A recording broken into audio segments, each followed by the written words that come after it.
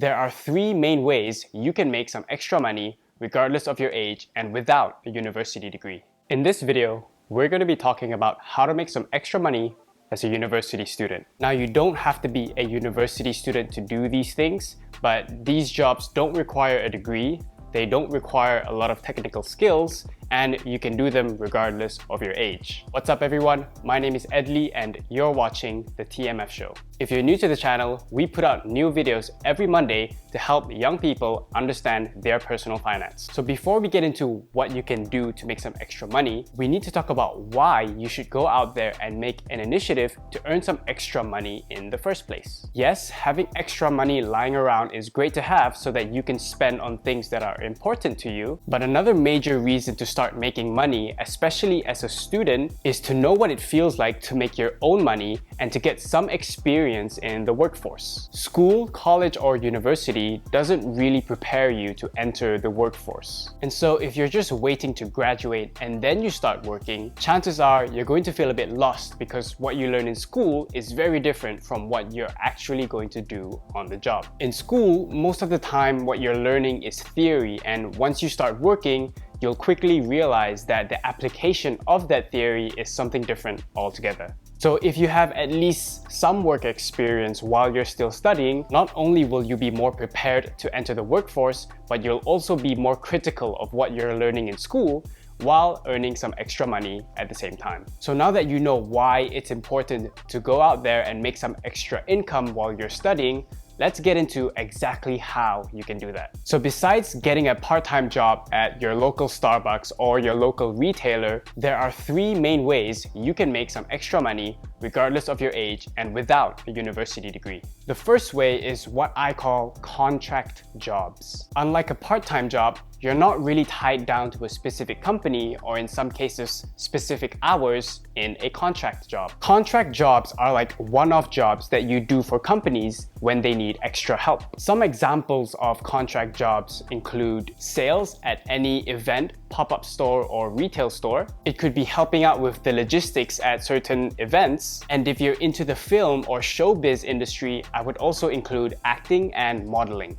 The true beauty of contract jobs is that you don't really have to commit unless you want to. Because the jobs are mostly one-off, you can pick and choose which jobs you want to take based on your liking and what is offered. The bad thing about contract jobs is that while some jobs may pay you relatively well, like acting or modeling, other jobs that don't require a lot of skill will pay you minimum wage, and some sales jobs will even pay you nothing unless you produce certain results. So let's get into the details of some contract jobs and how you can get started. For sales jobs, you want to look for companies that need salespeople on the ground at their retail store or at their pop-up booth. For example, I did a sales job in my first year in uni, and I was selling tickets to nightclubs and bars at one of the most popular areas in KL. Like many other sales jobs, I didn't get a base salary. I only got paid commissions, so on some nights I could make a chunk of money, while on other nights I could make zero. So if you like talking to people, and if you're an outgoing person, and if you want to make a lot of money but at the same time you're willing to risk making zero if you don't sell anything, then a sales job might be for you. If you don't like talking to people or sales is not your thing, then you can consider other jobs like helping out with the logistics at events or retail stores. Keep in mind that sales wasn't really my thing either. I just did it because I had the desire to work, and that was what I had at the time. So how do you find these jobs? You can go on Facebook and search for Facebook groups on part-time and freelance jobs, but make sure you do your own background check on these companies to make sure that you are safe and that these companies are legit and not doing anything dodgy. You can also go to Indeed.com, one of my favorite websites to look for contract jobs. Just type in the job you're looking for, where you want to work, and you can filter out the contract and commission jobs. Now, if you're into acting, modeling, or filmmaking, there are a lot of opportunities to gain experience in this industry while you're still studying. You can create a profile at casting agencies, and these agencies will help you match your profile with companies that are looking for people to act in their commercials. Creating your profile at the agency is free, but once you get your first gig, the agency will take a small cut of your pay depending on the agreement. You can Google local casting agencies in your area and set up an appointment to create your profile. But again, make sure you do your research on each agency because you don't want to end up in a dodgy agency. If you don't like acting, you can also sign up at the agency and request to only do modeling work. And I'm not talking about being a runway model, although you can do that if you want to, but companies are also looking for average-looking people to feature in their ads. In the past, I was offered to become a hand model for McDonald's. All I had to do was put my hand on their burger, they would take a few pictures, and they would pay me 500 ringgit for a one-day shoot. Although I didn't do this because at the time I wasn't available for the shoot, what I'm trying to say is that you don't need to look like a Hollywood actor to be able to do these things. Companies are looking for ordinary people to feature in their ads, and especially in Malaysia, they're looking for a wide range of people with different races and cultural backgrounds. You might think that you are the most unattractive or untalented person out there, but a company might go through your profile and think that this is the best person to be in our ad. Acting in TV commercials was actually my first job ever. My mom signed me up at a casting agency when I was very young, and when I was a baby, I did a diaper commercial that I don't even remember doing. Some of you might think this is hard because you know nothing about acting, but in my scenario, I wasn't even the main character and my face was barely shown on screen. The good thing about acting and modeling is that you can get relatively good pay for a day, 2 days, or even a weekend's worth of work. If you're the main character, you can expect up to 5 to 20,000 ringgit, and if you're the side character, you can expect about 1 to 3,000 ringgit. And keep in mind, this is just for 1, 2, or 3 days work. The downside to this industry is that although it might be just 1 or 2 days,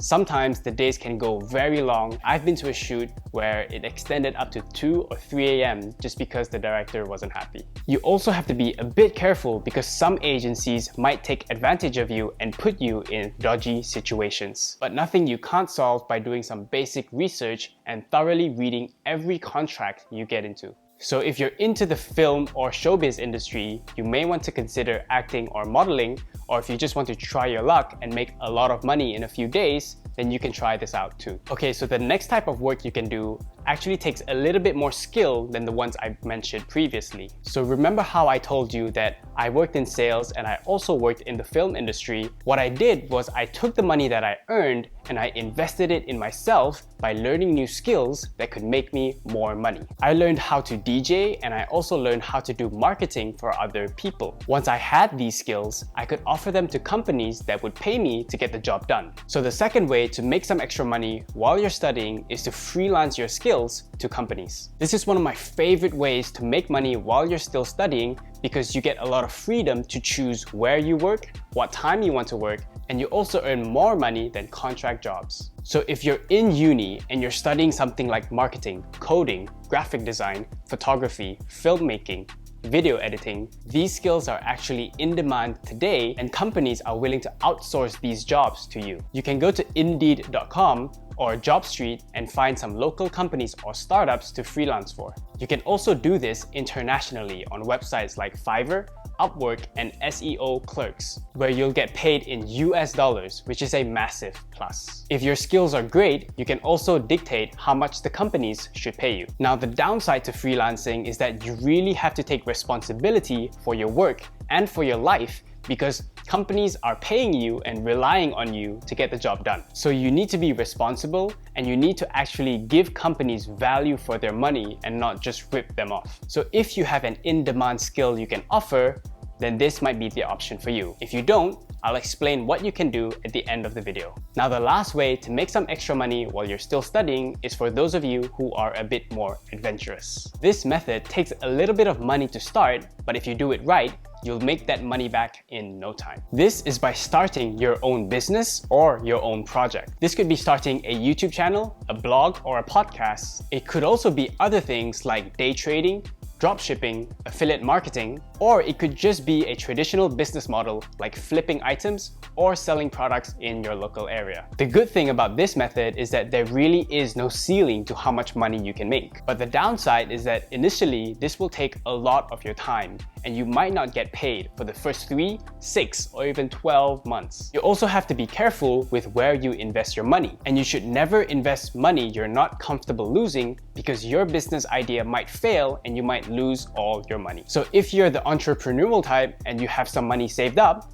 this might be the best option for you. Okay, so that was a lot of information. Let's recap and break it down into simple steps that you can take right now to get started. If you've never worked a job in your life and you want to get started now, get a contract job. If you have more time and you're willing to give up some flexibility, you can get a part-time job. The links to the job searching website that I mentioned earlier will be in the description below. If you have been working on and off, or if you have particular in-demand skills, then you can start freelancing your skills to companies. If you don't have any in-demand skill, I highly recommend saving up some money from your contract jobs or wherever you get your money and investing it into developing some in-demand skills. You can start by just buying a book and finding out what you're interested in, and there are also tons of free online resources that you can use to develop your skill. Keep in mind that this skill will stay with you forever, and if you develop it in the right way, you will only get better and better at it, which will help you generate more income in the future. If you already have an in-demand skill, or if you have some money saved up and you want to be more adventurous,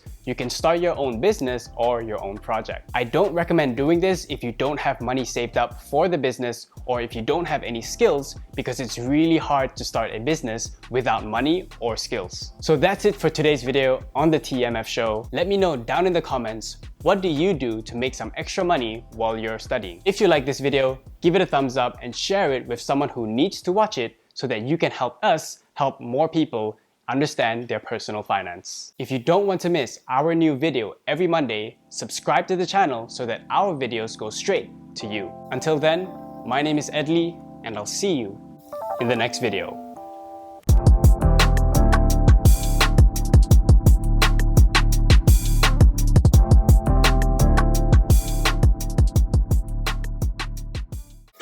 So the clock's ticking.